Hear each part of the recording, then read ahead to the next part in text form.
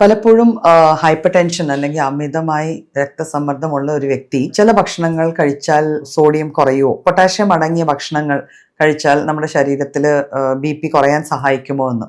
ഇതിന് ഒരു scientific logic ഉള്ളത്, പലപ്പോഴും പൊട്ടാഷ്യം കൂടുതൽ അടങ്ങിയിട്ടുള്ള ഭക്ഷണങ്ങൾ കഴിച്ചാൽ ശരീരത്തുള്ള സോഡിയത്തിന്റെ അളവ് കുറയാൻ സഹായിക്കുകയും അതുമൂലം ഇൻഡയറക്ട്ലി നമ്മളുടെ പ്രഷർ കുറയാൻ അല്ലെങ്കിൽ ഹൈപ്പർ ടെൻഷൻ കുറയാൻ സഹായിക്കുകയും ചെയ്യുന്നു. അപ്പൊ എന്തെല്ലാമാണ് പൊതുവെ നമ്മളുടെ ചുറ്റുവട്ടം കാണപ്പെടുന്ന പൊട്ടാഷ്യം കൂടിയ ഭക്ഷണ സാധനങ്ങളെന്ന് നോക്കാം. കരിക്കും വെള്ളം നമുക്ക് ഏറ്റവും അധികം അവൈലബിൾ ആയിട്ടുള്ള ഒരു സാധനമാണ് കരിക്കും വെള്ളം. കരിക്കും വെള്ളം പൊട്ടാഷ്യത്തിന്റെ നല്ലൊരു സോഴ്സ് ആണ്. അപ്പൊ പൊട്ടാഷ്യം കൂടിയ ഒരു സാധനം ആയതുകൊണ്ട് കരിക്കും വെള്ളം നമുക്ക് ഇതിൽ ഇൻക്ലൂഡ് ചെയ്യാവുന്നതാണ്.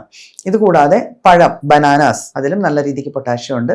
പൈനാപ്പിൾസ്, അപ്പോൾ പൈനാപ്പിൾ ജ്യൂസ് ആയിട്ടൊക്കെ എടുക്കാം. പൈനാപ്പിൾസിലും നല്ല രീതിക്ക് പൊട്ടാഷ്യം ഉണ്ട്.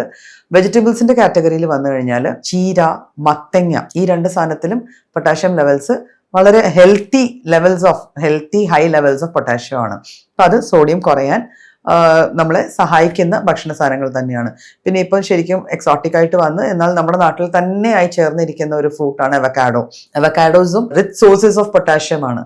അപ്പം ഇത്തരത്തിലെ ഭക്ഷണങ്ങൾ കഴിച്ചു കഴിഞ്ഞാൽ ഇൻ ടേൺ നമ്മുടെ ശരീരത്തിലുള്ള സോഡിയത്തിന്റെ അളവിനെ കുറയ്ക്കുകയും അതുമൂലം നമ്മൾക്ക് ഹൈപ്പർ ടെൻഷൻ ഉള്ള ഒരു വ്യക്തിയിലെ സോഡിയം ലെവൽസ് കൺട്രോൾഡായി BP കൺട്രോൾഡായി മൂവ് ചെയ്യാൻ ഈ ഭക്ഷണങ്ങൾ സഹായിക്കും.